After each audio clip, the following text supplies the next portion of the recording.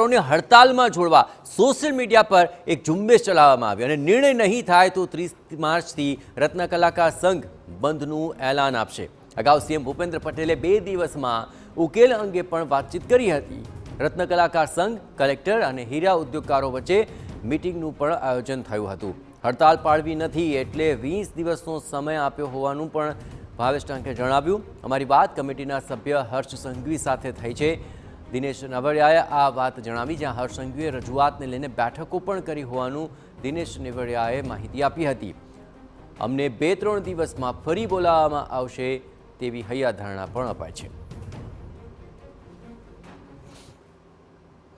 છેલ્લા ઘણા સમયથી હીરા બજારની અંદર જે સ્થિતિ જે કથળી રહી છે અને તેને ધ્યાનમાં રાખીને જે હીરા ઉદ્યોગના જે અગ્રણીઓ અને તેમના દ્વારા ગુજરાત રાજ્યના મુખ્યમંત્રીને આ બાબતે જે રજૂઆત કરી હતી કે રત્ન કલાકારો અને જે કારીગરોને કંઈક સહાય મળે તે માટે તે મળવા પણ ગયા હતા અને તેમના તરફથી એક અભિપ્રાય પણ આપવામાં આવ્યો હતો અને સ્થાનિક લેવલે જે મિટિંગનું એક આયોજન કરવામાં આવ્યું હતું। આજે કહી શકાય છે 15 થી 16 દિવસ વીતી ગયા છે, છતાં પણ હજી કોઈ તેનો નિર્ણય નથી આવ્યો। તો આપણી સાથે જે ડાયમંડ અગ્રણી છે દિનેશભાઈ, તેમની સાથે વાત કરીશું। મુખ્યમંત્રી સાથે મિટિંગ આજે 15 દિવસ વીતી ગયા છે, કઈ રીતની સ્થિતિ અત્યારે, આવનારા દિવસોની અંદર કઈ રીતની કામગીરી? 11 તારીખે અમે મુખ્યમંત્રી શ્રીને ઓલ ગુજરાત ડાયમંડ એસોસિએશન છેલ્લા 3 વર્ષમાં મંદીના માહોલને કારણે ડાયમંડ ઇન્ડસ્ટ્રી સાથે જોડાયેલા લાખો રત્ન કલાકારોને જે આર્થિક મુશ્કેલીઓ પડી છે એની માટે શું કરવું જોઈએ એની માટેનું એક આવેદનપત્ર અમે મુખ્યમંત્રીશ્રીને આપેલું, પરંતુ એ બાબતનો મને ગૌરવ છે ગુજરાતના મુખ્યમંત્રી શ્રી ભૂપેન્દ્રભાઈ પટેલ ઉપર। એમની ખૂબ ચિંતા વ્યક્ત કરી કે ગુજરાત સરકારને હું નહીં આ રત્ન કલાકારોનું ધ્યાન રાખીશ તો કોણ રાખશે। તાત્કાલિક એમની કમિટીની રચના પણ 4 સભ્યોની કરી અને 4 સભ્યોની કમિટીએ મને અવારનવાર એમને જે કંઈ ડોક્યુમેન્ટેશનની જરૂર પડતી હતી એ બધા જ ડોક્યુમેન્ટેશન મેં એમને પૂરા પાડ્યા છે। ગઈકાલે પણ મેં ગુજરાત રાજ્યના ગૃહ રાજ્યમંત્રી શ્રી હર્ષભાઈ સંઘવી સાથે આ બાબતે વાતચીત કરી હતી। એમની એવું મને ટેલિફોનિક વાતચીત ઉપર જાણ આપી હતી કે 2-3 દિવસની અંદર અમારે ઓલરેડી 2-3 મિટિંગો થઈ ગઈ છે અને 2-3 દિવસની અંદર અમે તમને બોલાવશું અને કંઈક નક્કર પગલાં નક્કી કરીને રત્ન કલાકારોને કઈ રીતના બેનિફિટ્સ મળે એની માટે આપણે આગળ વધશું। શું લાગે છે 30 તારીખે બંધની વાત છે, કારીગરોની અંદર પણ એક રોષ જોવા મળે છે, સોશિયલ મીડિયાની અંદર રત્ન કલાકારો પોતાનો રોષ ઠાલવી રહ્યા છે। અલગ અલગ યુનિયનો દ્વારા રત્ન કલાકારોની માંગણીને વાછા આપવાનું કામ યુનિયનો દ્વારા થતું હોય છે અને લોકશાહીની અંદર આ પદ્ધતિ દરેક દેશોની અંદર લોકોની ડિમાન્ડો, લોકોની માંગણીઓ લોકશાહી પદ્ધતિથી કરતા હોય છે। એ એમની જગ્યાએ પણ સાચા હોઈ શકે, કારણ કે 3 વર્ષથી સતત મંદીના માહોલની અંદર પીડાતા રત્ન કલાકારોને પણ કંઈક વ્યથા ઠાલવવા માટે યુનિયનના મારફતે એ લોકો આગળ વધી રહ્યા છે।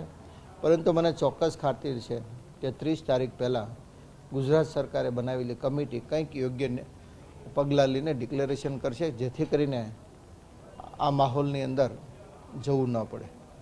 આપના યુનિયન તરફથી જે રીતે 30 તારીખ બંધની વાત હતી, કઈ રીતે અત્યારે પ્રતિક્રિયા આપણી? બંધ નહોતું પાડવું ને એટલે જ 20 દિવસ આપ્યા હતા, પૂરતો સમય છે। આ સમયની અંદર કોઈ પણ યોજના, કોઈ પણ બોર્ડ સરકાર બનાવી શકે છે, એની પાસે સિસ્ટમ છે। જે એસોસિએશનો છે એમની 19 તારીખે મિટિંગ હતી લેબર કમિશનર પાસે। તમામ એસોસિએશને ગેઝેટેડ ઓફિસરોની સામે સ્વીકારેલું છે કે કારીગરોનો પગાર વધવો જોઈએ। સુરત ડાયમંડ એસોસિએશનને એક ખાલી અપીલ લેટર કરતાં એટલી વાર કેમ લાગે છે, સૌથી મોટો પ્રશ્ન છે। અમે વિનંતી કરી હતી કે એક અપીલ લેટર જાહેર કરો, જેથી કરી આ માહોલની અંદર કારીગરોને પણ એક આશા જાગે કે એસોસિએશનો અમારી સાથે છે। તો હવે શું લાગે છે 30 તારીખે બંધ રાખવામાં આવશે કે કોઈ સહાય થઈ શકે તમને? 30 તારીખ પહેલાં સરકારની કોઈ કમિટી કોઈ જાહેર કરે તો અમે બંધ ઉપર વિચાર કરશું, પરંતુ પહેલાં તો ભાવ વધારાની કમિટી જે ઉચ્ચ સ્તરીય બનાવવાની જે વાત છે એ બની જાય અને એ ભાવ વધારો મુખ્યત્વે 40% તો ભાવ કાપી નાખ્યો છે, અમે તો 30% જ માંગ્યો છે। તો એ ઉચ્ચ સ્તરીય કમિટી બને ને એને નિર્ણય ઉપર આવે તો અમે બંધનું એલાન ઉપર વિચાર કરશું, બાકી અત્યારે અમારું જે બંધનું એલાન છે એ અકબંધ છે।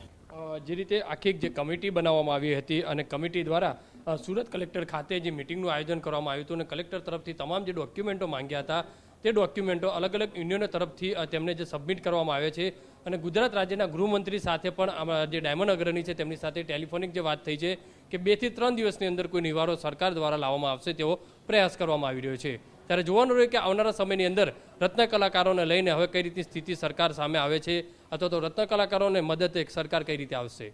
કેમેરામેન સંજય ચંડલ સાથે બલદેવ સુથાર, TV9 સુરત. તાપીના